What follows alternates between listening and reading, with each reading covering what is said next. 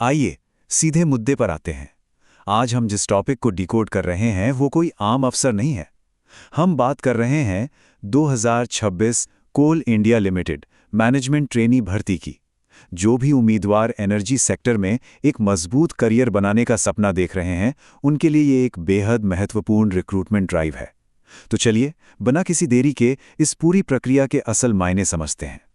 आप देखिए, जब हम कोल इंडिया की बात करते हैं तो हम सिर्फ एक कंपनी की नहीं बल्कि एक महारत्न उपक्रम की बात कर रहे हैं। जरा सोचिए, 2.25 लाख से भी ज्यादा कर्मचारी।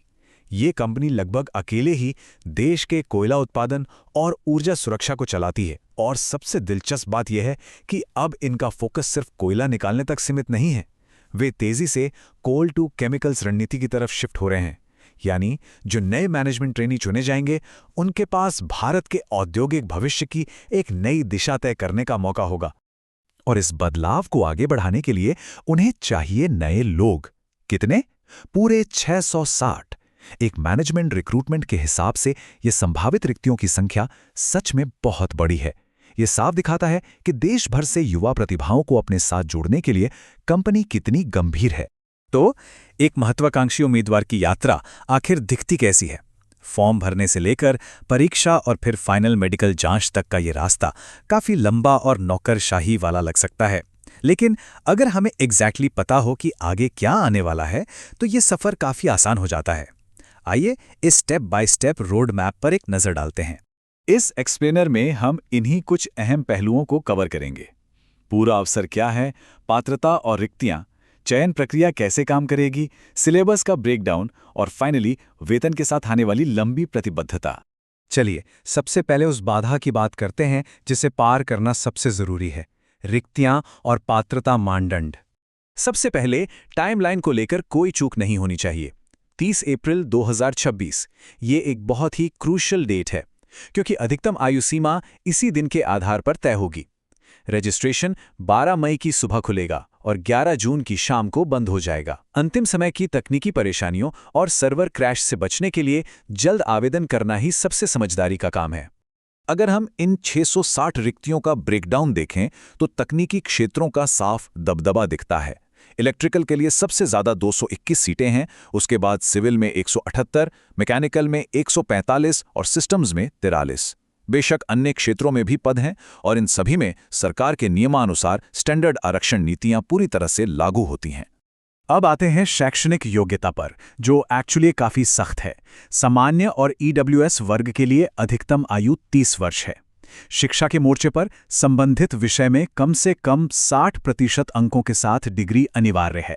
और ध्यान रहे, यहां कोई राउंडिंग ऑफ नहीं चलता। अगर किसी के 59.99% हैं तो वो सीधा अपात्र है।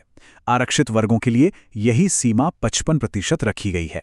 एक बार एप्लीकेशन एक्सेप्ट हो गई तो शुरू होता है अगला और सबसे चुनौतीपूर्ण चरण, चयन प्रक्रिया और असली मूल्यांकन। कंप्यूटर आधारित टेस्ट यानी सीबीटी पूरे 3 घंटे का होगा और इसे 100 अंकों के 2 पेपरों में बांटा गया है। पेपर 1 सामान्य ज्ञान और बुद्धिमत्ता के लिए है और पेपर 2 पूरी तरह से पेशेवर और तकनीकी ज्ञान के लिए। और सबसे बड़ी राहत की बात क्या है? यहां कोई नेगेटिव मार्किंग नहीं है। इसका मतलब है कि बिना किसी डर के पूरे आत्मविश्वास के साथ सारे सवालों को अटेम्प्ट किया जा सकता है। लेकिन पेपर आई को बिल्कुल हल्के में नहीं लिया जा सकता। इसका सिलेबस बहुत ही व्यापक है। ये सिर्फ बुनियादी गणित नहीं है, इसमें ऊंचाई दूरी और ज्यामितीय श्रृंखलाएं यानी एपी और जीपी सीरीज शामिल हैं। रीजनिंग में भी सिर्फ नॉर्मल पजल्स नहीं बल्कि वेनरेक और न्यायवाक्य जैसी चीजें आएंगी। इसके अलावा जनरल नॉलेज और इंग्लिश तो है ही। स्पष्ट रूप से उन्हें ऐसे उम्मीदवारों की तलाश है जो मानसिक रूप से बहुत तेज और एक्टिव हों। और पेपर 2 ये अपनी फील्ड की गहरी समझ चेक करता है। उदाहरण के लिए सामुदायिक विकास अनुशासन को ही लें। इसमें सिर्फ ऊपर ऊपर की बातें नहीं बल्कि ग्रामीण विकास और आदिवासी व दलित आंदोलनों के इतिहास जैसी गहरी समझ की अपेक्षा की गई है। साफ है कि कंपनी को सिर्फ किताबी ज्ञान वाले इंजीनियर नहीं बल्कि समाज को समझने वाले वेल राउंडेड प्रोफेशनल्स चाहिए। इन सब के बाद सफल उम्मीदवारों को क्या मिलता है? चलिए हमारे आखिरी हिस्से की ओर चलते हैं, वेतन का इनाम और उससे जुड़ी वास्तविकता। 60,000 रुपये प्रति माह E1 ग्रेड मैनेजमेंट ट्रेनी के रूप में ट्रेनिंग के दौरान ये शुरुआती बेसिक पे है और ये सिर्फ बेसिक है। जब इसमें महंगाई भत्ता, एचआरए और प्रदर्शन आधारित वेतन जैसी चीजें जुड़ती हैं तो फाइनल पैकेज बहुत ही आकर्षक बन जाता है। लेकिन इतने अच्छे पैकेज के साथ एक बड़ी शर्त भी आती है, 60 महीनों का service agreement bond. Management trainee को कम से कम 5 साल तक कंपनी में काम करना होता है। इसके लिए 3 लाख रुपए का बॉन्ड बनता है। हालांकि अच्छी बात यह है कि इसे एक साथ नहीं देना पड़ता। सैलरी से हर महीने 5,000 रुपए डिडक्ट होते हैं, जो 5 साल की सफल सेवा के बाद बिना ब्याज के वापस मिल जाते हैं। ये कंपनी का तरीका है ये सुनिश्चित करने का कि वो जिस प्रतिभा को निखार रहे हैं वो उनके साथ बनी रहे। इन सभी नियमों और बॉन्ड के बावजूद ये अवसर इतना आकर्षक क्यों है? क्योंकि कोल इंडिया एक ग्रेट प्लेस टू वर्क प्रमाणित कंपनी है।